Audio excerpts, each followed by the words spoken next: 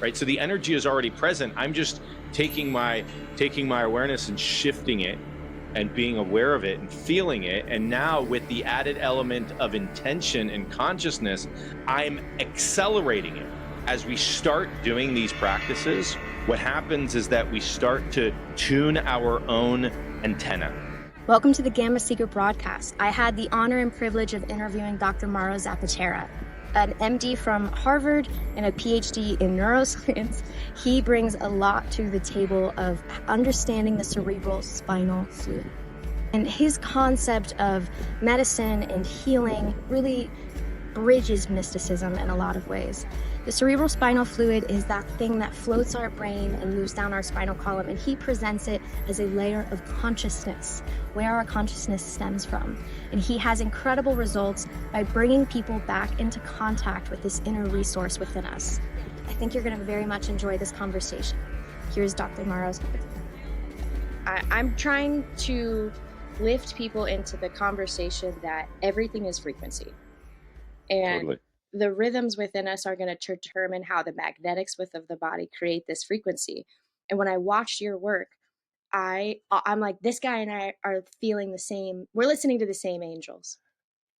You know, there's that cerebral spinal fluid. What I would love to unbox with you is, and I've seen so much your stuff. I don't want to like start people with your intro because I've already guided so many of my own members to your work that I kind of want to go to that next layer with you, which is within the fascia tissue, right? Inside of the fascia, there's this fourth phase water, this plasma current that's moving, right?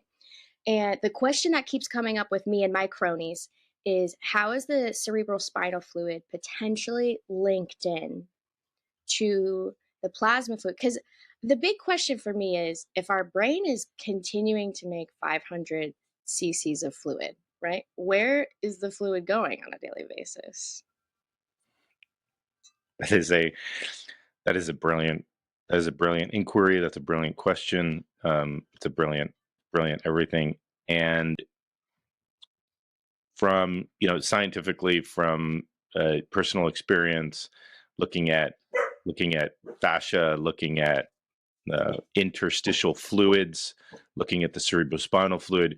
One of the things that we were surprised about when we did our first analysis of the cerebrospinal fluid with some of the best mass spec technology that we have in the world at Harvard Medical School, I was shocked to see how many what we call extracellular matrix proteins there were in the fluid itself. Okay. Right. So what extracellular matrix proteins are, is these are actually proteins that are found in the extracellular matrix outside of the cells, but making up that fascial component, the liquid fascia, even like the sort of the bridges of some of the tissues between cells that really kind of helps keep the cells together, but also the liquid cells, the liquid fascia, the liquid space between the cells. And when I saw that, I was like, wow, this is absolutely amazing. I actually called it a liquid extracellular matrix. I called it a liquid fascia, a liquid extension. Yeah. So in essence, we do we like to separate things. We like to sort of compartmentalize things in science. We like to say, this is the liver, this is the heart, this is the brain. But when you get down to it on that really like molecular level, on the resonance level that you're talking about, it's impossible to separate it, because it's really, and this is what drives me to it. It's really all one when you get to that fascial level, and so coagulating. Exactly. Right. So like, imagine like, as let's say, as liquid becomes ice, and right in that sort of right when it hasn't yet decided, like, is it not, do you not consider it water? Is it not, is it ice? Is it, you're sort of like, well, like, we're just like, it's just kind of like using nomenclature. Yeah, it might be a little different sort of density wise, but it's not different molecularly. It's not different compositionally. It's not different even resonance. Maybe there's a, maybe somebody would say that, okay, well, ice has a little bit of a less less vibrations in it. Right. But you can't, from a molecular perspective, you're not differentiating the water or the hydrogen from the oxygen, saying, oh, that's completely different. So that's why I called it like the liquid fascia, like the liquid matrix in the middle of our brain, in the middle of our spine, that's bathing the outside of the brain. But then, right, as the research sort of came out, was that there are moments where in sleep or I think other movements like during breath work, during activating the parasympathetic nervous system, so that rest and digest nervous system, even during movement. I have belly dancers contacting me saying, when I belly dance and I move my hips, I feel this energy going up, and now I sort of like opened it up. This is like I'm feeling my cerebrospinal fluid in the middle of my third ventricle. I'm like, absolutely. And so like we don't, so like during sleep now, that's where the research is primarily showing that like we open up our entire brain, the entire tissue of the brain, and the fluid actually goes into the brain itself. So it's not surprising that this is like a liquid fascia. This is a liquid matrix that is just less, the way that I see it, it's like it's less differentiated. It's less sort of congealed. When it gets into the fascia and there's all the collagen and everything, it's almost like it's a little bit more contained. And so for the energy transfer, right, if you're looking at it molecularly, or if you're looking at sort of vibrationally, right, the information from the fluid of the cerebrospinal fluid is informing every fluid molecule, all the fluids of the system. So not to separate it, and to see it really as a continuum, like a continuum of from the less dense fluid, from the less differentiated fluid in the middle of your brain, in the middle of your spine, bathing the outside, to a slightly more differentiated, slightly more dense fluid as it's flowing through the tissues. But just like what you said, right, the way that I see it, and the way that when I do certain meditations and things like that, when I connect to, let's say I come to a molecule, right, or you said like the fourth phase of water, as soon as that energetics of the cerebrospinal fluid activates, or I'm aware of the activation of it, then instantaneously it because it's a resonance, it's an energy frequency, it sort of disperses immediately throughout all the fluid, all the fascia in the body. And so Wait, so I don't really instantaneously. What do you mean? So like as we make it, it goes everywhere. as it goes into, as it shifts, as like when we're meditating and there's an activation, there's sort of like an awareness of the connection. As soon as that awareness is made, there's an instantaneous connection with the entire body. It's like it's not localized to just the cerebrospinal fluid, to just the anatomy of the cerebrospinal fluid. And that's sort of the thing that, people are sort of saying, oh, what I'm focusing on, yes, we're focusing on the third ventricle, we're focusing on the lateral ventricles, we might be focusing on the fluid, but as soon as we're aware of this resonance, that resonance is dispersed throughout the entire body. It's almost as if it already is a whole. It's just more concentrated in the third ventricle, in the central canal, because it's less differentiated, it's more fluid like. So, when I see it, I sort of see it as, as let me connect even quantumly to the fluid, right? Let me follow an electron of the fluid from the third ventricle into my entire body, because that electron, or that oxygen that's making up the hydrogen and oxygen bond with the water, may have been in my big toe 2 days ago. And now, right, the lymphatic system brings it up through my leg, it goes to my heart. My heart then is recycling the lymphatics and the blood, and then from the blood it goes to the brain, from the brain, then it goes into the choroid plexus, and the choroid plexus then filters the blood.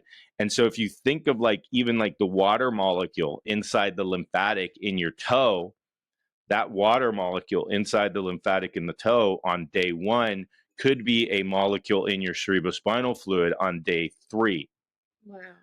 That same, and this is where I, this is where I connect it even beyond, is that same water molecule, right? If it gets, let's say if it gets processed, whatever it might be, if we separate the hydrogen and the oxygen, if you're looking at an O2, now specifically, that oxygen that was on the water molecule now might become your breath. And so now you're breathing, right? So I'm breathing a carbon dioxide or an oxygen out of my breath that was in my heart, that was in my cerebrospinal fluid. And now, right now I'm with a group of people, or I'm just breathing it into the atmosphere. Now the atmosphere takes my carbon dioxide. The plant then takes the carbon dioxide that I exhaled, converts it into oxygen, uses it as energy, converts it into oxygen, and sends it out into the universe. And now somebody else is breathing that oxygen. We right? are connected through these like filters and watering systems that, in my opinion, are moving at a rhythmic flow. And the granular that you're describing this is so fascinating.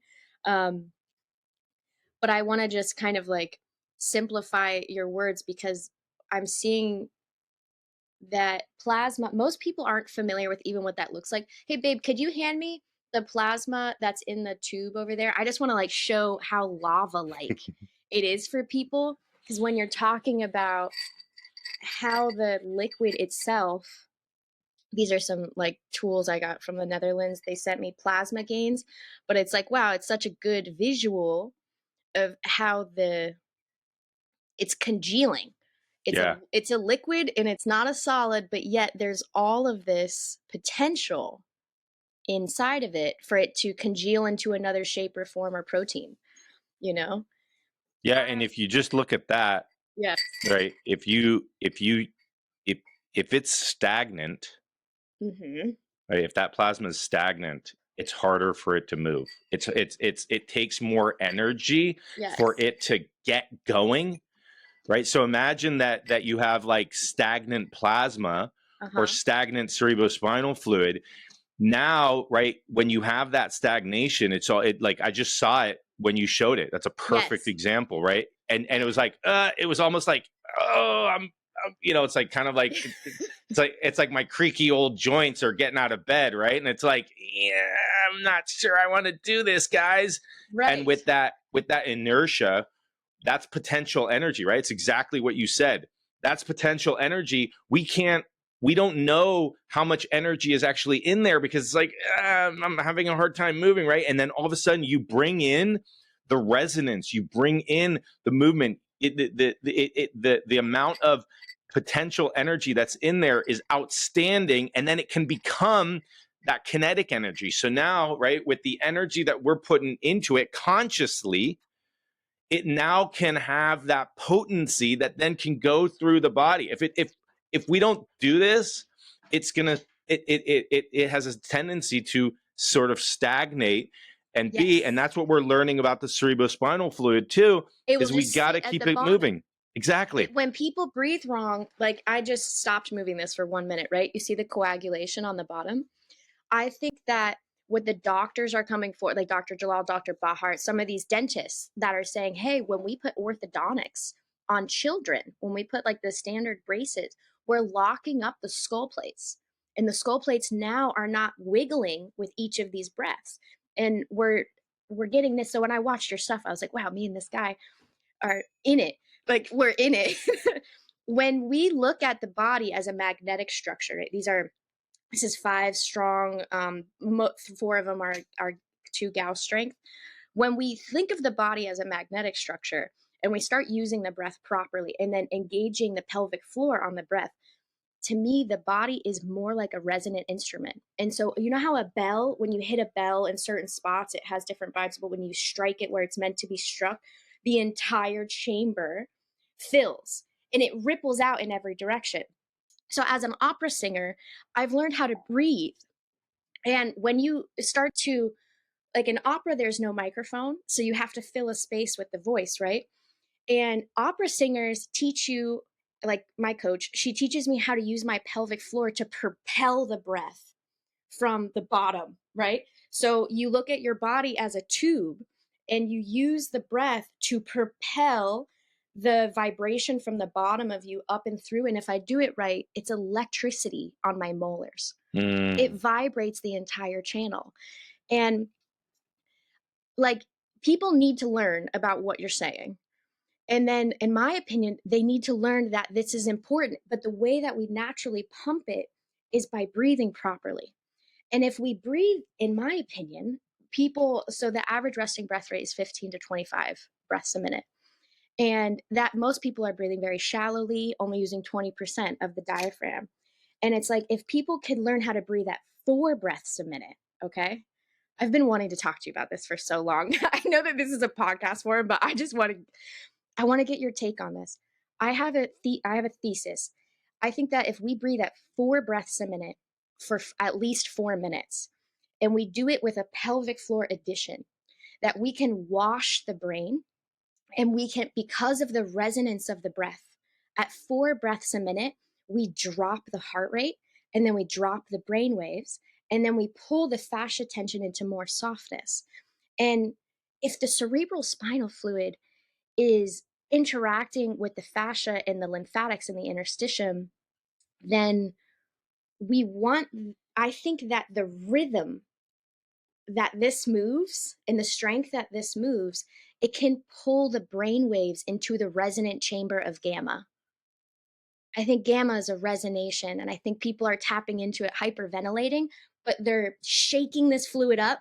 So they're like, wow, hyperventilation is so amazing. I'm having all of this stuff happen. But like, it's only a piece of it. It's more about if we can fully pump it down. I wanted to get your take on that. How does that feel for you in your body? Does that feel like I'm onto something? As you're talking, I'm going into that gamma, to be honest. I'm dropping my breath. Absolutely. Absolutely. And I think you're definitely onto something. And, I think that needs to be studied, and I think people are studying it. Absolutely. So there's a couple interesting things that you said. One is, really dropping your respiratory rate. Absolutely. You're also activating your parasympathetic nervous system when you're breathing deeply and slowly. You're activating your parasympathetic nervous system, and certain studies have actually shown that when the parasympathetic nervous system is activated, that there's an increased flow of cerebrospinal fluid into the spine and brain tissue itself. Okay, so then you're talking about resonance, right? Multiple studies have shown that brain cohesion is increased at 6 breaths a minute or less. Multiple MRI studies have shown that there's increased sort of connection between different parts of the brain, that there's increased brain cohesion at 6 breaths a minute or less. When, and there's a lot of studies that have looked at inducing altered states of consciousness when we slow our breath down. And you said 4 breaths a minute. There's actually very specific studies that have looked at box breathing, which is essentially you breathe in, you hold, you breathe out, you hold, and it's a box because each one of those elements is equal. Mm-hmm. Right. And so if you do it for 6 seconds in, 6 seconds hold, 6 seconds out, 6 seconds hold, that's actually a 24 second cycle, breath cycle. And so that's 2.5 breaths a minute, alters states of consciousness. Can lead one to, when you activate your perineal floor, you're bringing in, you're using the musculature of your perineum as a sort of, almost like a an ignition of the fluid up towards your cranium. So you're actually squeezing the pelvic floor, you're squeezing the sacrum and getting that fluid. We have a fluid, we have a fluid sort of lake down at the bottom of the sacrum. You're getting that fluid to move up. I sort of see that as the plasma that you're showing in that tube, right? If we don't move that, what's going to happen? It's just going to go boom, right? So now imagine that that now is, I swallow that, right? And it goes into my spine. And so the bottom there is the bottom of my spine. That's the sacrum. Okay. And the black is my third ventricle. Okay. So Yes. how could I obviously our bodies isn't glass, but you could, if it wasn't glass and it was more malleable like our bodies are, you could have somebody, take a little bit of a, squeeze the bottom, and all of a sudden you start seeing that plasma go whoop, right? How do you feel about going upside down? Because I think, so you know how the fascia is holding all the organs? I wonder how many people are dealing with, like, if you don't go upside down for 40 years, if your organs start to sag inside of the fascia tissues, and as soon as we just start going upside down for a few minutes a day, even if they breathe wrong, that this fluid would kind of be forced. Yeah. So I'm a big fan, coming from a physician, physical medicine rehabilitation perspective, dealing with people with spinal cord injury and brain injury and stroke and stuff like that. I'm a big fan of doing what's authentic for you in the realm of increasing the resonance and looking at bringing this energy up to your your third ventricle, your brain. If you can go upside down, right? There's absolutely. If you can go, whatever you can do. So the way that we start out is like, well, what can you do? Some people might go upside down and they might feel like their head is about to explode and they can't tolerate it for more than, if that causes, yeah, exactly. If that causes more stress and more activation of the sympathetic nervous system, because there's more stress in the body because of that, because it's unfamiliar to you, then that might be something that you slowly learn how to titrate, if that's something that interests you. But for me, it's sort of like, what can we do? Can you squeeze? Can you just start with breathing, which is what you started out with at the beginning, right? And then every element that you can add to it, you add to that. You add the perineal floor activation. You add the deeper breaths. You add the slowing down of the breath. Right? You add as you said, even as you slow down your breath, now you're bringing in, you're slowing down your heartbeat. And then thinking about how the electromagnetic energy that's coming out of your heart as it's beating, as it's slowing down, is then also informing the fluids that are coming up. So as this plasma, let's say, is at the bottom of the spine, the bottom of the sacrum, now it's starting to come up, but you're also bringing into your heart, and your heart now is pumping. We know that the electromagnetic spectrum waves coming out from the heart. And so as this plasma is rising up and your heartbeat's coming down, we've seen brain, heart, whole body cohesion, that energy is also informing the plasma as it's coming up as well, as we're dropping our heart rate and finding better cohesion between our nervous system and our heart, et cetera, et cetera. So all these things are at play, right? Am I what sounds am I hearing? Because as the sound is coming in, that's going to inform. Am I humming? Right? If I hum, I'm activating my vocal cords as the energy comes up through my neck, right? Right? What sound is actually what's the resonance frequency of the waves that I'm actually creating with my own vocal cord, that as the plasma comes up, that I'm informing it, right? Am I listening to tuning forks, or do I have tuning forks at my ears? Right? Is somebody holding my cranium and really supporting and bringing in even a more neutral space, right? So am I doing belly dancing? Am I doing some yoga pose where I am in like a downward dog or an inverted posture, right? All these things are essentially adding to the quality of the resonance of the fluid. Okay. Now, not everybody can do them initially, but as we start doing these practices, what happens is that we start to tune our own antenna.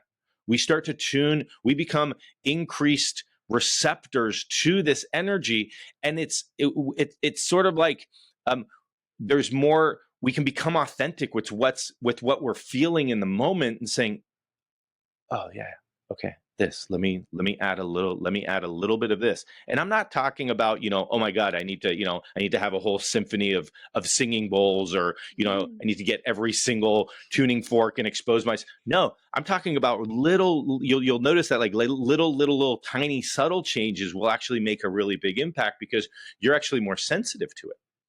And as we tune this receptor, you'll say, I love that movement, or that breath, or let me try to shift my posture. Let me go upside down and see what I notice. And I'm not stressing my body. I'm in a complete parasympathetic, relaxed space, and I'm in tune with what's happening in the moment, micro moment by micro moment, and discerning, is that okay? Is that okay for me? Is that okay for my resonance, my frequency at this point? Oh, that was a little too much. Should we come back?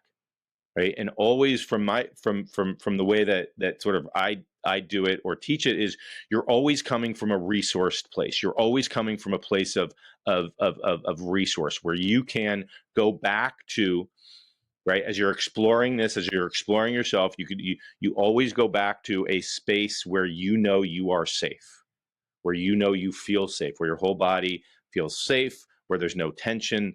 And that's the place that you go to. So, as we open up and we become these greater antennas, receiving the information that's happening, that we can then modulate it with increased efficacy. And that I think is the key. So as you start doing the basic practices, like you said, breathing, right? Are we sitting? Are we standing? Are we moving? What are the sounds that I'm listening to? What are the sounds that I'm creating myself? Right? Am I listening? Even if I do like an ujjayi breath or something, right? Even that, the closing of the vocal cords in the back, or the nasopharynx in the back, that's causing a little bit of vibration to go, right? What is that? And so that's why, to me, it's sort of everybody you remain authentic to yourself, and it's a really, really personal inward inquiry of, who am I?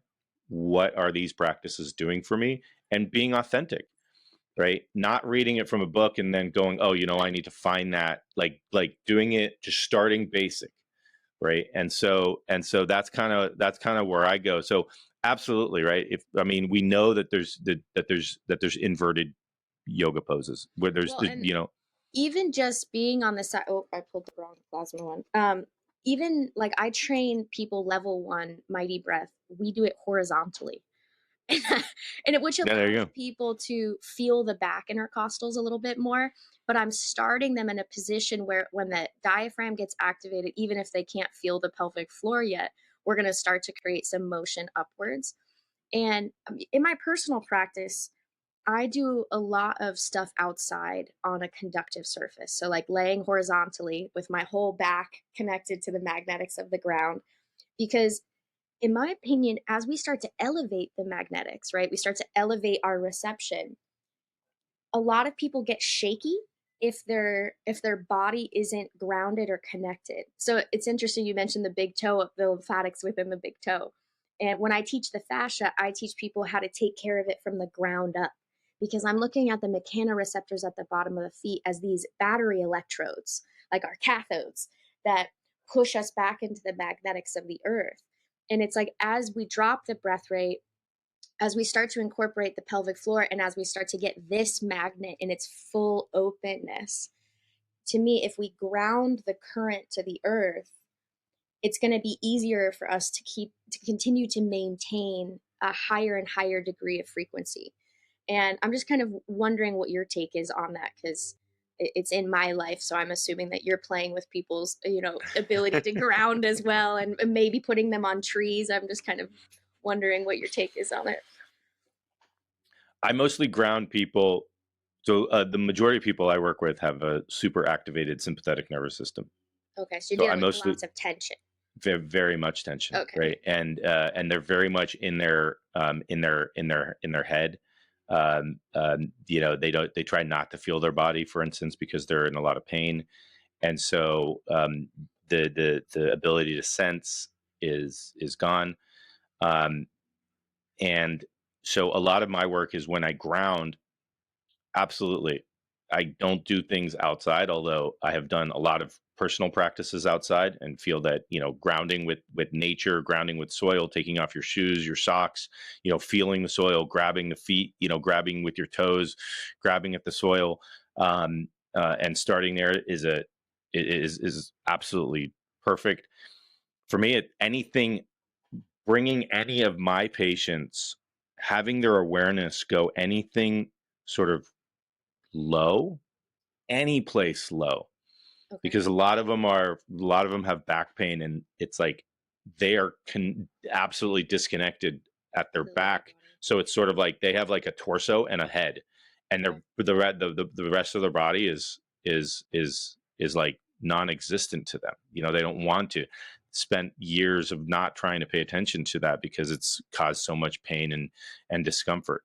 But yet, right, they're in this constantly sympathetically driven state. And so if you think of it, right, even with what we do with our eyes, right, if I told you to relax, you probably wouldn't look up. The majority of us probably wouldn't look up. We'd actually look down. We'd probably have a downward gaze. If I said, oh, just, relax, you probably have a downward gaze. When we bring our attention to a body part that's lower than the one that we usually pay attention to, where there's sort of like a default. A lot of people have like a default, like where do you usually come out into the world in? If you go to a body part that's lower than that, there's sort of a resting. It's almost like there's a sort of a resting of the activation of the sympathetic nervous system sometimes. And so to me, it's always trying to get people to connect with their feet. Go to as low as you possibly can to your feet, or as low as you possibly can. If it's just the pelvis because you have knee pain, but trying to get down to their feet and starting from their feet as the lowest part of the body, to help people, to what you say, right, ground, bring that energy, because I want to start whole. Right? And so we've got to integrate the entirety of the body. And if you're not aware of your feet, a lot of us don't really pay attention to our feet or anything like that. But if you're not aware of your feet, if you're not aware of the sensations that your feet are making with the surface, whatever the surface they're on, ground or soil or grass, or even the floor of your kitchen, is starting that practice as well, coming down to their feet, mostly from a perspective of learning how to be embodied, be fully embodied, and allow the sensations of their body to fully be expressed and witnessed and become aware of, and using the feet as a powerful tool to just start learning how to be interested in the sensations that do arise, as opposed to the possibly neutral sensations or other sensations that might not be so triggering or damaging to people, like who are in who have back pain or stuff like that. That the feet can actually be a resource. And so that's kind of where I go, is really trying to come down, and then from down, then slowly Growing coming your up and awareness from integrating. Yeah, Okay. is integrating the whole of their body, right? That's purely from a sensory autonomic nervous system perspective of when we drop our awareness. There's something about when we drop our awareness that can help activate the parasympathetic nervous system. And many of us are so stressed that and when I say drop our awareness, I mean wherever we're usually paying attention to, Usually we're up here or here, Yeah. sort of, and when we drop that, the awareness to a lower spot, like even if you just came down to your belly right now, right? If you're up in the head, if we're always listening, talking, seeing things like that, right? Even just dropping and noticing what happens to your nervous system, or going down to your pelvis, feet. So yeah, I've been okay. teaching the breath for like 10 years. Similar sequences. I get great results with the breath, but when I hurt my foot, I healed it when I got into fascia. And just being like a good coach with good athletes, I wanted to show them, like, hey, my mom's knee pain is gone, my dad's knee pain is gone. Let me introduce this to my clients. And I started them with my fascia flow sequence where we wake the feet up. Then we move very slowly, gently through the calves and through the upper legs. And then I brought them back through the breath sequence. And there was a huge change in dropping them into theta. And it's kind of fun to, like, when you're doing a breathwork class, you can kind of feel when people's breath weight drops and they're almost falling asleep, or they did fall asleep. And when I started to incorporate the fascia with the breath, it was almost like, instead of just 50% of the people getting to theta, it was 100%. And the movement and the reattachment to the body dropped their mind back into it expanded their awareness naturally back into it. And then when I brought them through the breath, it was like their body was way more ready to receive. And it, to me, I don't want to teach the breath separate from fascia now, because I've seen how it's pulling the consciousness, the awareness back into the full spectrum of the radio tower of the body. Yeah, And totally. it's like, if the feet, to me, my like little thing that keeps me up at night is, if the feet are fully open and the fascia is flowing, no densifications, there's no old injuries. We cleaned it like a toothbrush through the body, getting out all the Cheeto dust, all the tight spots where the fascia has constricted. We've, slowly reactivated the spots where there's holes. If we have flowing fascia and a mighty breath, and we can take our breath and resonate it in the chamber of the body, and then we can add electrons to the body naturally, like good light, good conductive surfaces. I'm wondering how much we're truly underperforming. And I'm so excited. Like, I'm so grateful people like you are focusing on, like, people that need pain. I'm trying to focus on the athletes that want to throttle it. And it's kind of cool, because I wonder how untapped we truly are to this ability that lives within the brain. How big can the brain really, do you think thoughts come from inside of you, or do you think thoughts come from outside of you? Thoughts Or ideas? are out. Creative They come from inspiration. everywhere. Everywhere. Yeah, I mean, if a thought is an energy, then the energy is it's omnipresent. So to me, they're coming from anywhere. So not becoming too identified with any particular thought or anything like that. Some thoughts will have certain resonance, that we latch onto and things like that. But to me, it's sort of omnipresent. So, I love that. but I think going back to one of the things you're saying is, which is remarkable, and just connecting it to the whole of the fascia and the fluid. Essentially, when you're mobilizing, even when you're starting to mobilize it from the feet, right, that then is starting to mobilize. You're getting the lymphatics drawing back to your your heart and liver. You're getting any toxins that are built up in the feet to be able to be able to clear it or detoxify it through the liver. You're getting the movement to start to go, and just like what we said prior, that is then your entire fluid system is going to be going to be cleansed. Your entire fluid system is going to be activated. Now, in the process of all this, the other thing that we need to really pay attention to, though, is what type of water molecules are we actually putting back into our body? What are we drinking, right? What type of water are you actually drinking? Because as you get this flow, right, if I have a beautiful river that's flowing and that's clean, and from the bottom, from the feet to the ventricles is going, and we see this as all one. And then all of a sudden, I divert another river, and it brings in all this gunk and stuff. You're going to dilute that. You're sort of causing harm to that river. And so that's the stuff that we ingest, right? And that's going to have a profound effect also on the plasma, because I bet you I could take that plasma that you have, drop a droplet of something in that, and all of a sudden it congeals, and it's going to be really hard to get that thing moving. And you're going to have to work a lot harder to start to get that thing moving, So inflammatory chemicals, right? How is that going to act? How is that going to congeal the plasma or make it move less adequate?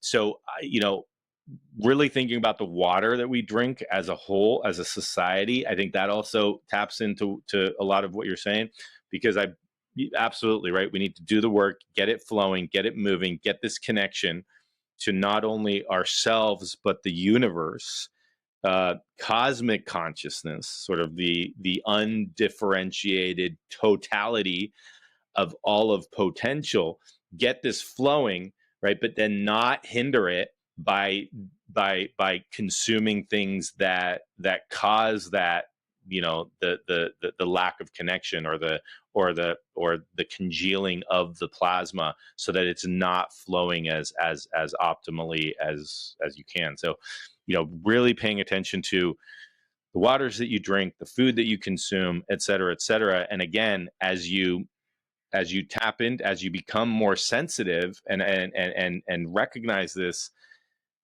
you'll actually consume something and feel it instantaneously. You'll be like, oh, I noticed a bit of condensation occurring, or I noticed a bit of congealing happening, right? And sometimes we notice that, and it's like, oh, okay, I gotta, and then we know what to do to sort of undo it, right? But sometimes it might take 10 minutes. Sometimes it might take 10 days, right? Whatever that might be. So that's also an important factor here. And being careful of like where you store your water, what kind of water do you get? What kind of water are you drinking? I'm in the midst of 4 water experiments, and my membership's like very tuned into it. And I don't feel like I have answers. I just feel like I'm still in experiment mode. But what are you drinking? So I have a family, and we get mountain spring water in glass bottles, 5-gallon mountain spring water in glass bottles delivered to our home. I keep the water in a dark place, and then it's a ceramic container that contains it, and that's it. Don't drink almost any other water. Okay, and it's so no plastics for you, no purified water, no restructured water. You're just getting straight mountain water. So I live in South Florida, and it's pricey to ship in the mountain water here. And they have springs in Florida, but all those springs are bottled in plastic. So I just recently purchased an atmospheric water generator, because I live in the tropics. Like there's nothing but humidity around here. But the water's coming through very clean, but no minerals and no structure. So I've been playing with different things to restructure and remineralize. And when I haven't gotten it right, I still feel a little dehydrated with it. So thanks for letting me know what you're doing. That's so the company we use is Mountain Valley. Okay. Yeah. And they ship it. They ship it in glass. They ship in glass. They also ship in plastic, but we've kept the glass. It is a little bit more expensive. But for me, it's like we drink so much water that it's like if I'm going to sort of look into this and try the best I can, then that's where I'm going. I have looked at different filters, and to be honest with you, at the end of the day, I'm a skeptic. And so I don't actually know, like if a filter tells me that they're doing something, I'm not entirely sure that they are. Like I've encountered so many different companies that, it's like they say they're doing something, and then 10 years later they found that it's like you found that they were either, they either like did analyze the data incorrectly or something like that. And I was like, I just don't want to. I'm just a skeptic. Yeah. Somebody did, and I'm looking into this. Somebody did recommend an analemma wand. Oh, I'm not yes. sure if you're familiar with that. Yeah. This is for people. This is like when you travel, and so I purchased that, and I was going to test it on like when I travel and I don't have the Spring water. access Yeah. to water so quickly that I use that. I've not tested it yet though, but from the people who I trust, they have recommended that for like travel and things like that when Yeah, you're noted. going. Thanks for bringing that back up. Alex Eck was one of the first podcasts I watched, and when I went and did a podcast with him, he had one in the refrigerator. Okay. It was Okay. delicious water. So I'm with you. Yeah. Yeah. So actually, so it came. It was cool to see because I think recently he just posted something of like his 10 or his 8 favorite things he uses when he travels and stuff like that, and that was one of them. This Nice. actually came from a completely different. I love it when there's sort of when they come from completely different sources where it's like you're fairly sure they don't know each other, but yet like, and this guy, I think he made the recommendation like 5 years ago to me, Nice. and so yeah, so that's another component when you're looking at all these things is like what are you consuming, right? And we always fill up. My kids play a lot of sports, and we're using we've tried to use glass, but they break. It's really difficult to when the child's active. So we use stainless steel for the kids. We don't use plastic. Anytime somebody gives us something that's plastic, we donate it or throw it away or something like that, unfortunately, or we try not to take it. So that's a big one. We use stainless steel, and so the water is stored in a stainless steel container. It comes from the glass Mountain Valley spring water, and it gets stored in there. I don't recommend storing it in plastic, even then, even if it's for a short period of time, and just doing the best you can at the end of the day. Yeah.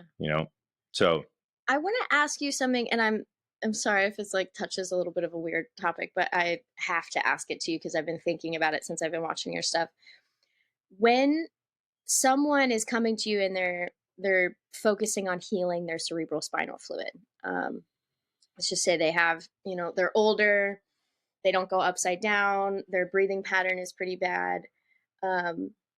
But let's just say, for instance, that they've been able to kind of like filter through things with lots of masturbation, right? Because like we're living in a world right now where the kind of porn is taking over a lot of people's consciousness. And I've been wondering if there is a very like scientific medical link with how much you would orgasm and what happens to the cerebrospinal fluid. If it was like a good, like, or is there no effect? I was kind of wanting to unbox that with you. yeah, that's a good. I get I get that question asked a lot. There's a lot of sort of research. There's a lot of hypotheses around semen retention, for instance. There's a lot of people who say, oh, semen retention, you need to do semen retention to really have a connection with the divine. Um, um, from what I have,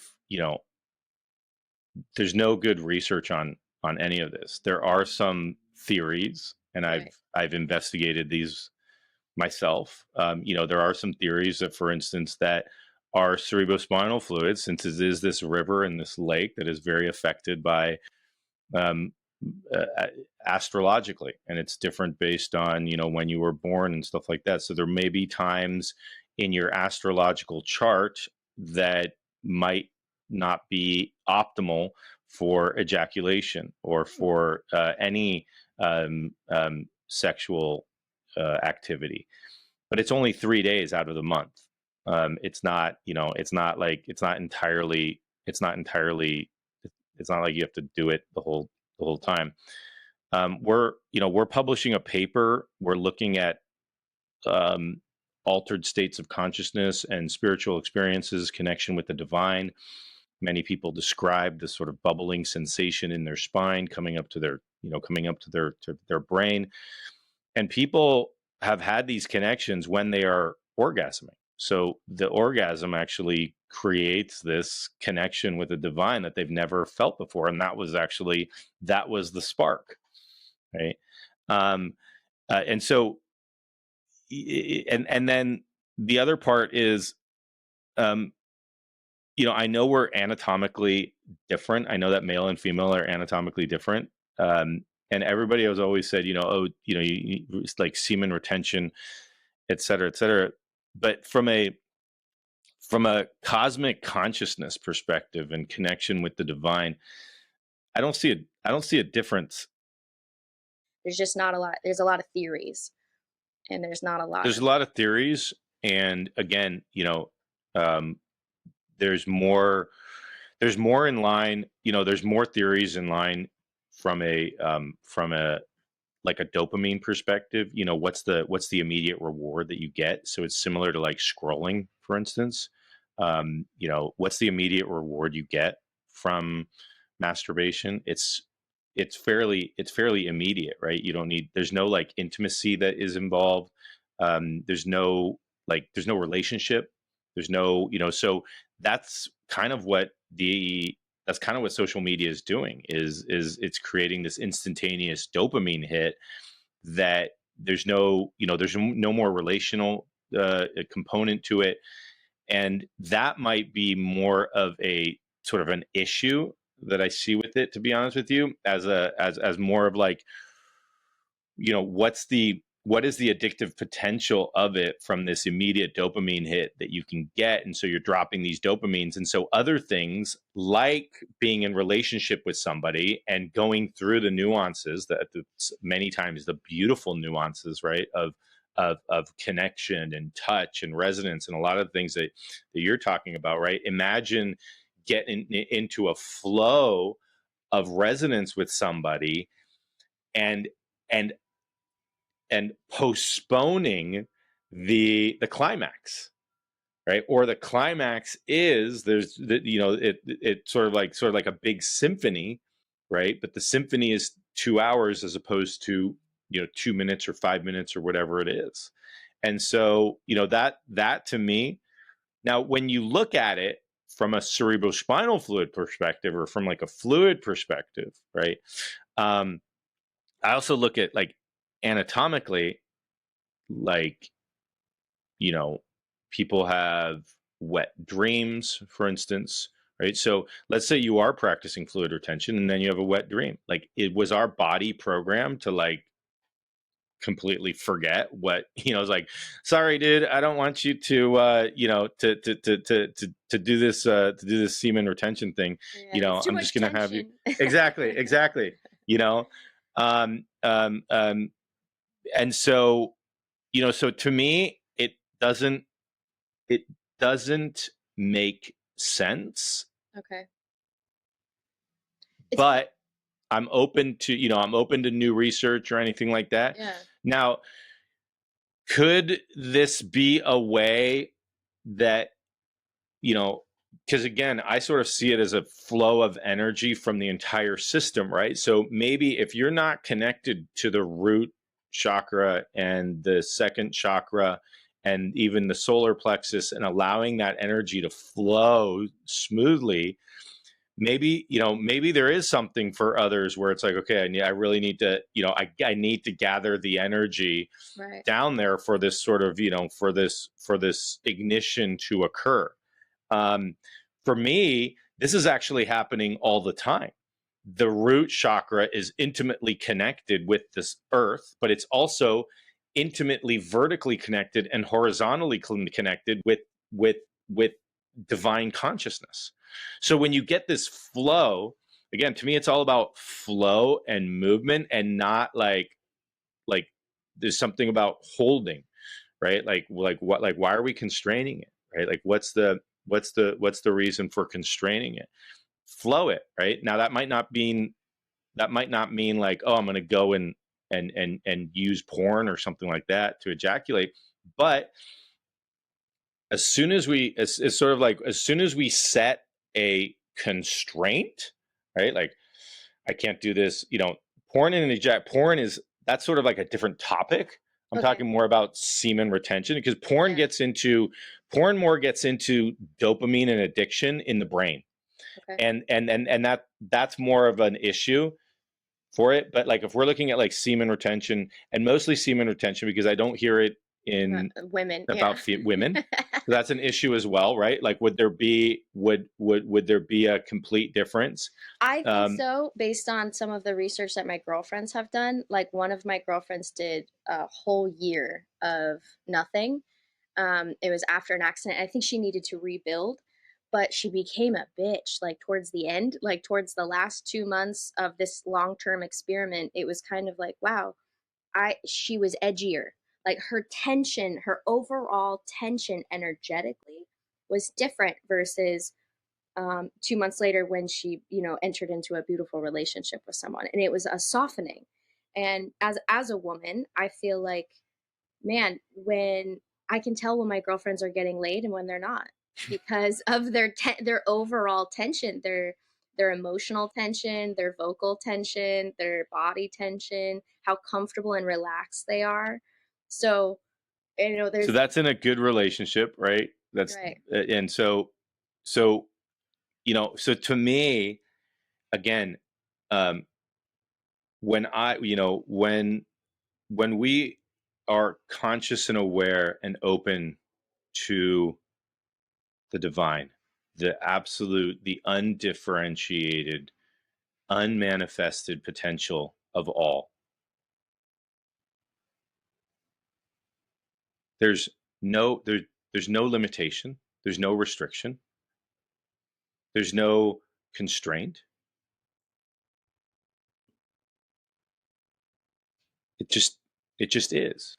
So to come out with this sort of like, we need to retain our, from my perspective, all right, well, it, like, again, if that works for you, what are you noticing is the difference for you, right? For you, what are you noticing the difference? Now, porn is different.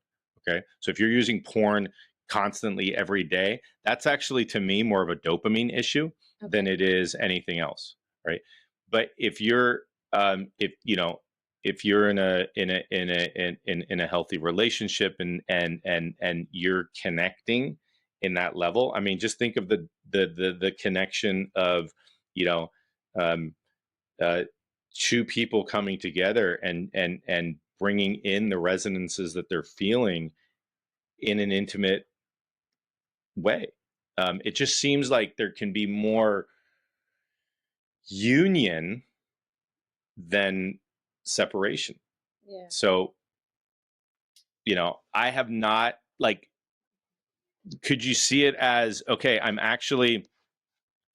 using semen retention as a way of activating the sacral nerves that are going into the sacral plexus, that are then activating the cerebrospinal fluid at the base of the sacrum? Could I see that as a possibility? I could, right? But then that means that's just a method that you're using to activate the sacral lake at the bottom of your sacrum. But you said, we can do it with perineal activation. We can do it with the breath. We can do it with all these other things, right? So, so could I see that argument? Like, totally. Like, okay, well, I don't actually know of any other way to do this, and so I'm doing this. And by doing this, what I'm doing is my sacrum. There's a sort of a nerve plexus down there that gets activated by me doing semen retention, and that then is going to activate this lake at the bottom of my spine to start to get that plasma to flow. I could see that, but then I come at it from the other perspective of, well, but there are so other ways of doing that.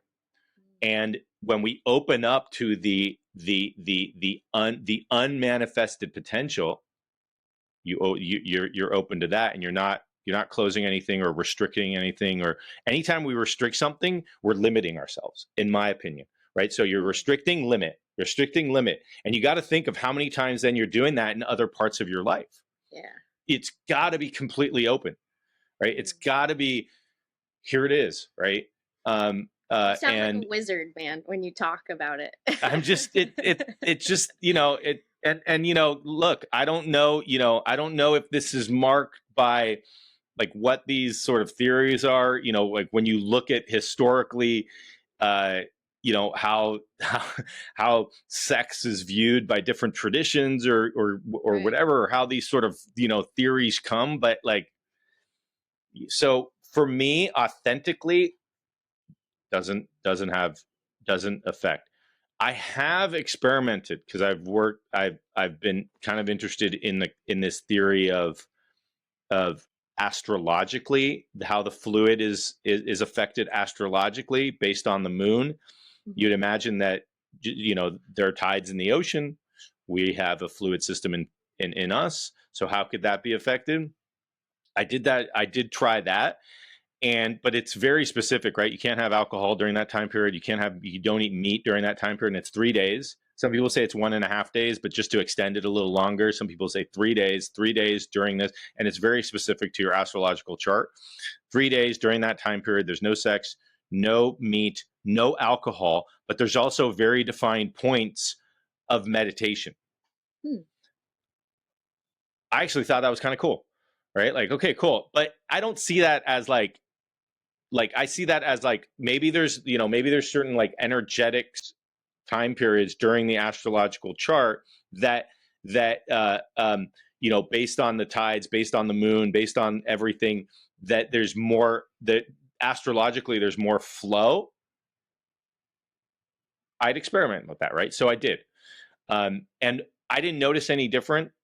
I mean, I did what they said, but what I noticed, the power that I noticed was consciously, right? Because you're sort of thinking, right? Consciously, you're doing these meditations that are like 45 minutes long, and you're thinking about the fluid, right? So you're thinking about this energy that's coming up into your third ventricle. And so I just do that regularly, right? So that it's not like I'm doing that just on those 3 days, and then the rest of the 27 days of the month, I'm like goofing off. No, it's like, I'm doing this meditation regularly. Like every day to me is an activation of the cerebrospinal, right?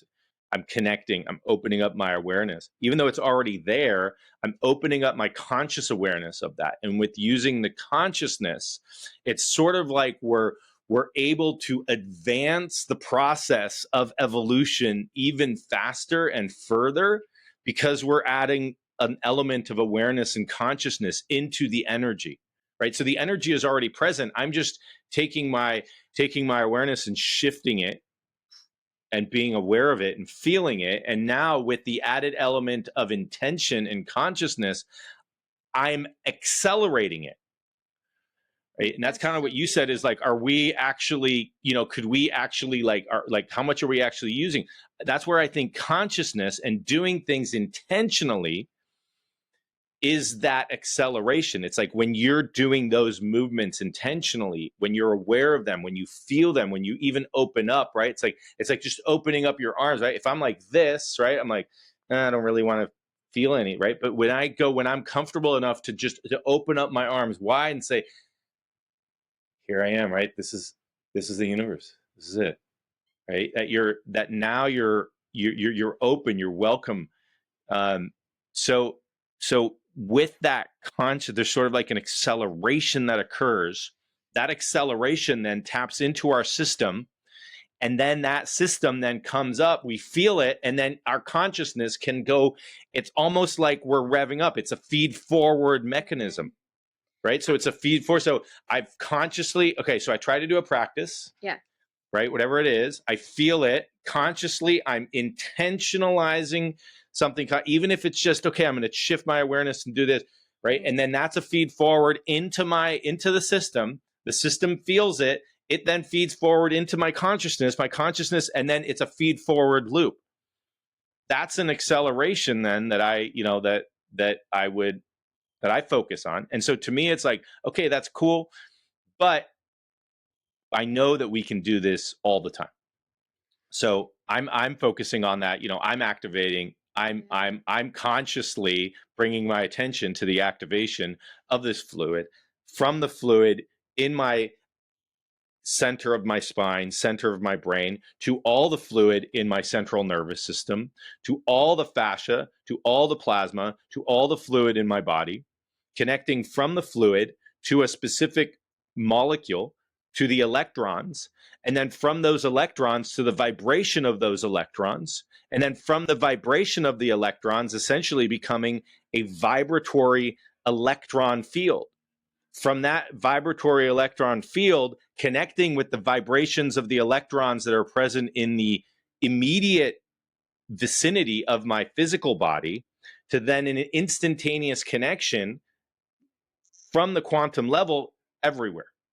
Right, so that's sort of like my, it's like a path approach. Yeah, exactly, from the inside to the outside, exactly, where you're totally activating what's within you to reconnect. I believe that there's muscles outside of the body and we have simply forgotten how to use them. Yeah, because of so what you just said, it was like, wow, you probably have you had that moment where you've tapped in and you feel like you and the sky are one and you and the earth are one, and you're like, wow, can I move it? Like, yes, a little airbendery inside of me, or water. Yeah, okay. Yes. And then recall, right, that so that's my conscious practice, right? Mm-hmm. But then recall that as I'm doing this it's already there, right? My awareness is just going into those steps. My consciousness is going, it's already there, but it's also happening. It's a two-way highway. Right. So it's not just from within to without, it's also from without to within. So we can't just go in, out. There's also that simultaneously, as I'm doing this and I'm aware of this, there's also that simultaneous from without to within. Right. And so then you're tapping into this, like it is a breathing system, right? The entire system is breathing like this. Right? You included, everybody, everything. There's no one thing that we can leave out of it. You can't leave one thing out of it. I can't leave the murderer out of it. I can't leave the masturbator out of it, right? I can't leave, I can't leave it. It has to include the entire system. And we are breathing this, right? And it's just like. So if the system has to be all together and all one, how do we clean the system? By you doing your work. Okay, that's to me, right? By me breathing, by you doing your teachings, by you having that, that, like, I love that. And I can't remember who did it, but it's like Jack Cornfield comes up, it's like there's too many problems in the world. I can't help the problems. And he tells the story of the starfish, right? There's 100 starfish on the shore, and they're, and the tide just went back, and they're walking down the shore, and you pick up one starfish, you throw it back into the ocean. You say, well, I just helped that one. Right. So by Alec, spreading the message, by you doing your work, by you connecting with that one person, right? That one person. Now it's like, oh, right. By you, honestly, I feel that by you breathing the way that you're breathing, even though you live how many miles away, that you're affecting the molecules in the air, that then if I breathe those molecules are going to inform me. Because you're shifting the resonance of those molecules. Those molecules are going to have a memory. They're going to come to me. And so the more that this sort of happens, right, is sort of like then you're shifting, right? So imagine every out breath that you make, you're actually affecting those molecules energetically, resonance. Somebody else can breathe them in. It might be a choice. It might not be a choice, right? But if they're so condensed, if they're so congealed that they can't accept any change, then maybe that might not be enough, right? But that, even breathing the air that you're breathing it out with intention, with love, with this information that you're coming out with, right? That's affecting it. By you, reinforcing your own practice, by putting, by your podcast, or learning all the new things that you're doing, by every single client that you see that you're connecting with, by every class that you teach, all those things are like, that's the one starfish, or the 10 starfish, or the 100 starfish, right? So that makes me a little emotional. I appreciate your enthusiasm that you just throw right back in there. That's a really beautiful thing. Like, I don't, because that's the all oneness, right? That's like truly like, right? And this, and it sort of goes back to everything else, right? There's no, I'm not saying, oh, everything but that. It's like, if I have an everything but that, then on the other side, there's going to be an everything but this. Right. And so we it can't, it can't be everything but that. So that's where in that space, right, when you're doing it's literally, it's like everything, right? And imagine, right? Like I've always wanted to do this. Imagine if like everybody on the earth, everybody in the world took an inhale at the same time. We all, like everybody, breathed in. Would there be like do you think that would be powerful enough to shift the pressure of the earth a bit? Like, do you think that there would be like this sort of like if everybody on the maybe, but I feel like if the trees would be one of it, like I wonder how the trees would react if we all inhaled and then all exhaled. All inhaled at the same time, yeah, right? And then all exhaled at the same time. Would there be could there be like would there be a slight shift in something, right? And so we are doing this, right? Just imagine how many people are actually inhaling at the same time. So I've had the privilege of constructing these breathwork classes, and there's one in mine that comes in. I used to have a very specific sequence in this small room at a health clinic, and I lit 8 white candles in the corners, and then I had salt lamps. I had 12 salt lamps. And on this particular night, I had 24 people exactly. And I had them, it was full moon, and I had an outside circle and an inside circle, like an engine, like a combustion engine of this circular room that we were in. And I had everybody lock into a pace together while holding hands. And the rule that I made, and at this time I had like a bit of a, a little bit of a cult following down here. People were just willing to do what Brooke said. And I said, don't let go of your hands. And for an hour and a half, we all breathed in the same, and instead of saying inhale, exhale, I would say love and grace. Beautiful. Love and grace. And we were together, and you could feel the room spun. People still talk about like the feelings they had. There was people that were holding on, they were laying on the ground, their magnetics were going nuts, but they didn't let go.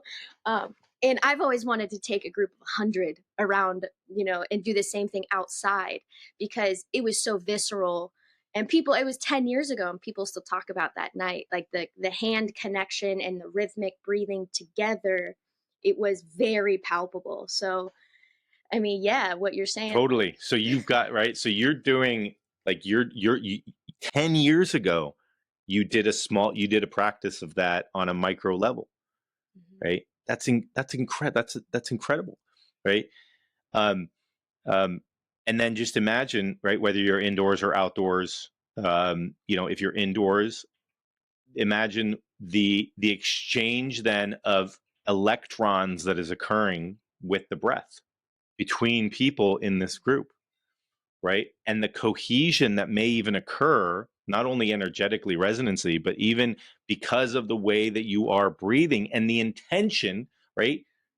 You're using intention with the breath of the inhale is love, or whichever one you use. Is grace, yeah. Okay, so you're already, so you're in now. It's like, 10 years ago you were doing this, right?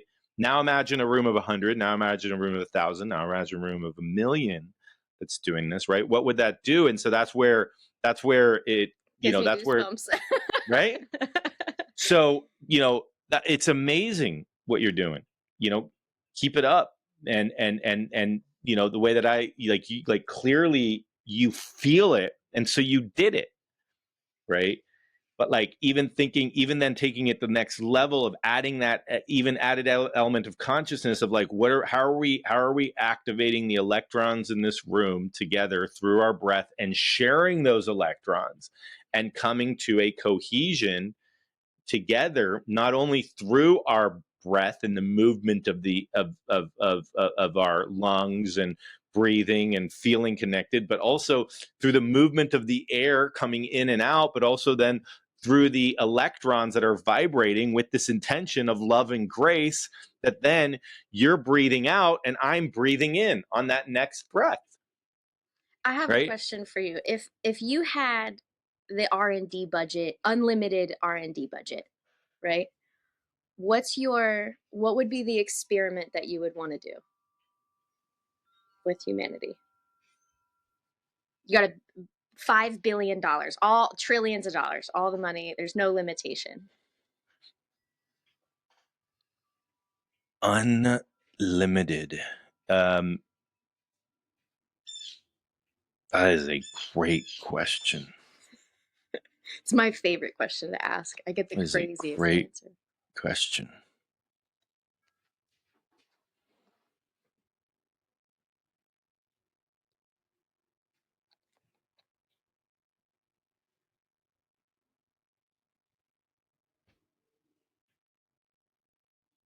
Yeah, because when you think of it that way, it's like all the small studies kind of get thrown out, right?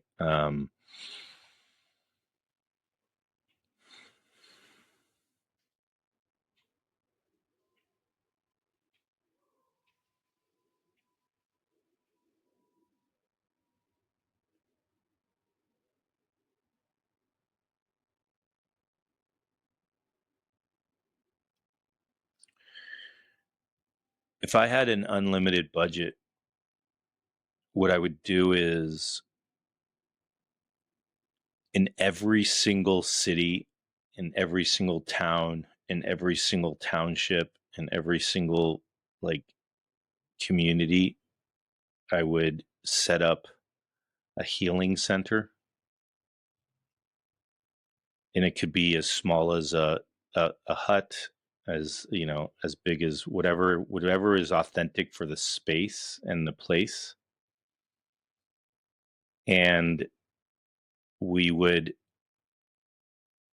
educate on love and what that means. So we'd have to do some research in terms of what love means for that community, what love means for that um that place on earth. But then educate on, maybe that's one love, but there's another love out there, which is the unification of all, the dropping of all separateness, and then teaching people how to breathe and connecting with that love. That's so beautiful. And that's that's it. Like, there wouldn't be any study, there wouldn't be it'd be really trying to be as authentic to the community, setting up whatever it is, you know bringing in people who can do this. Natives would be excellent, and doing that, and that's it. And seeing, then following whether or not a study is needed or anything like that, but then just following the community and seeing what the changes are over time. And that's it. That if I had, that's where I would start, even in my, like you say, like, how would you, that's what I'm trying to do in my clinic, and that's what I'm trying to do. Yeah, I don't have the budget to start my own center or anything like that, but that's essentially what you try to do, because there's too much there's too much money that goes towards products. There's too much money that goes towards, there's too much that people, it's like, I get, I have to make a living, or I got to get that sponsorship or whatever it is. And it's like, well, do you really believe in that product? And then the person becomes associated with that product, and then it just starts to cloud things, right? So if you had and even getting the funding, right? Like, oh, I need to show the results of the funding. They've shown that like 90% of research supports the funding agency that funds it. So there's all these clouding things that happen, right? And we need to eliminate, like, that needs to be totally eliminated. Seven And years ago, I said to the universe that I wanted to bring people what they needed. And in my meditations, it had nothing to do with a widget or a product. It was stillness and silence. And the fact that you're a doctor, right, who's actually being a doctor, like doctor in Latin means to teach. And for you to just teach, um, it's for me, like, there's so many doctors that have lost their way in the granularness of the cells and the granularness of that they don't even know how to communicate with people anymore. They just kind of talk over people's minds and distribute something, and the person leaves and they're just more confused and they feel more dependent on a sense of authority because now this little pill knows more about what they need than, how they can really feel. And for you to just say, I don't want to do a research. I just want to give. I want to connect people with this sense of love. Like, I think that's what we used to have. I think that we've come so far away from how our communities used to be set up, how our ancestors lived in multi-generational homes. And I'm Scotch Irish in my blood, and I see sometimes, I hear the bagpipes and I see these old castles, and it makes me emotional because I feel like that was the way our natives, our indigenous, the blood, the lifeblood within us before government. We had clans, and in the clans, multi-generational households that looked out for each other, and we didn't need the police to come and tell our cousin Tommy that he was being an asshole. We could just, as a family, sit Tommy down and be like, what's up, why are you being such a dick? Like, it's, to me, the family, when we became too nuclear and we started to separate from our parents, and I understand that not all parents are like mine have continued to move the fluids. Mine have, they do ayahuasca, they eat peyote occasionally. They say, I'm sorry, I messed up and I'm willing to come be better. But I feel like the tension that's within people's body reflects the tension of their mind, and it's not allowing them to grow, to self-reflect, to make themselves better. And for you to just turn around and say, like, people just need education, I can't agree anymore. Like, we're resonant chambers, and like, I really want to put myself out of business. Like, my goal with teaching breath is that in 50 years from now there is no breathwork industry. We should know how to breathe. It almost feels like a birthright. Like, how have we been so confused? How is there a breathwork industry? And I it pains me to say, but all of the scientific research that supports breathwork is done in a style that I would never teach to my children. I would never teach to my nieces and nephews. The mouth breathing, the thinking that mouth breathing is okay, the thinking that, upper chest breathing is okay, and hyperventilating to yourself into a tantrum. Not to say that doesn't work great for PTSD and people that are addicts, people that are uncovering those layers, but 80%, 90% of humanity needs to just learn how to breathe good. And I'm with you. I almost feel like if we could put our best minds and say, work yourself out, fix the problem so good that there is no more problem so we can move on to better things. If we could just align our intent, our soul, our action with this higher calling, I think that's how we change humanity. And people like you and I just have to get them to feel again, to open up their awareness again, because if they're too dull and numb, they can't feel that whisper from the angels. Exactly. Exactly. Right. The intent is it's got too many layers on it. Yeah, you're spot on. Love it. Have you done Absolutely. plant medicines? I've been like very just, and it's okay if you want me to edit this part out because I understand you have serious like affiliations with Harvard and such. But and if you want, I could stop it. But I am kind of curious, like the fractal nature that you talk about. Did you get there by yourself, or did you experience something and now it's with you forever? A combination of both. Okay, Yep. that's beautiful. I'm And so uh, it's really um,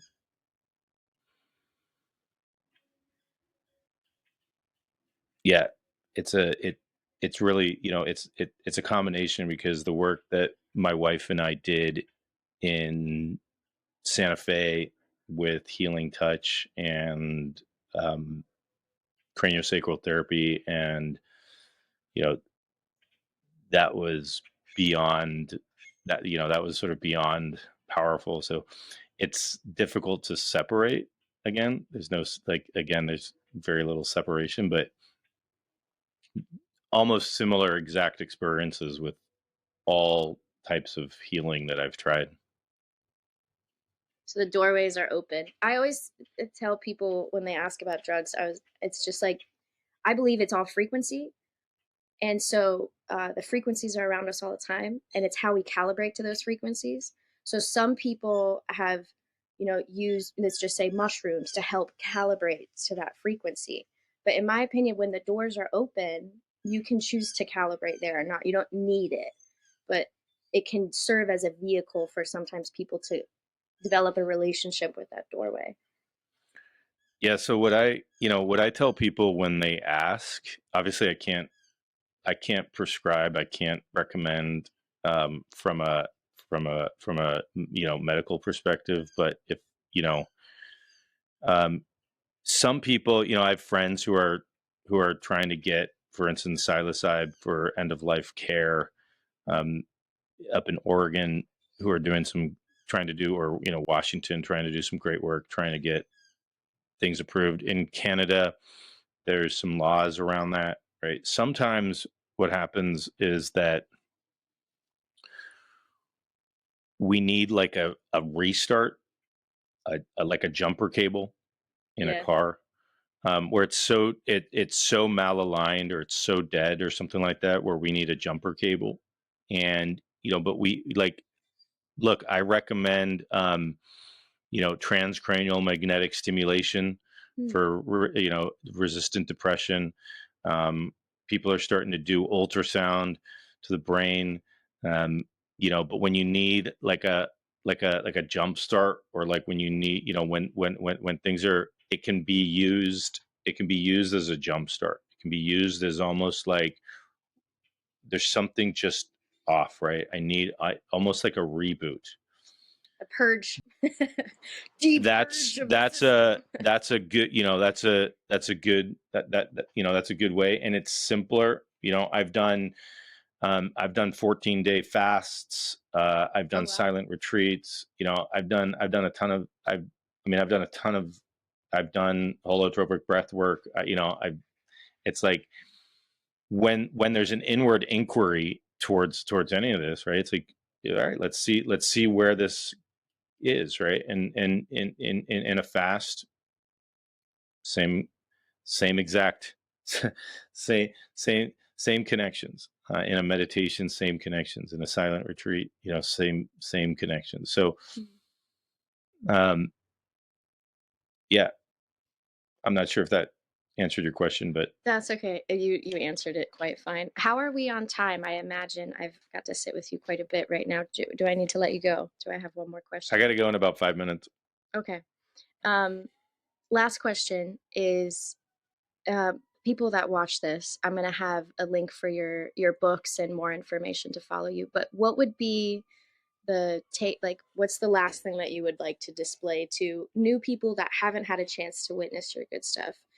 Um, what's your message to the world? 100,000 people might see this. What would you like to tell those 100,000 people? Yeah, it's pretty simple. And I think this comes back to your message that you're bringing to the world. And you've stated it already. It's reconnecting to our true nature, our divine nature. And it's, unfortunately, doing practices that unveil the veils that have been placed through our life, that have not created an energetic separation, but a veiled separation. And we're no longer in touch or in tune with our true nature. And so it's really coming back to your true nature. And in my experience, it's love. And so learning how to reconnect with divine love, with our divine nature, with divine universe, and feeling that holistically within our bodies, feeling that intentionally, and almost like we're throwing, as we connect with it, then we we share it with others, right? We share it with the world. We share it with everybody we know. And it's really practicing all love. All love. All love.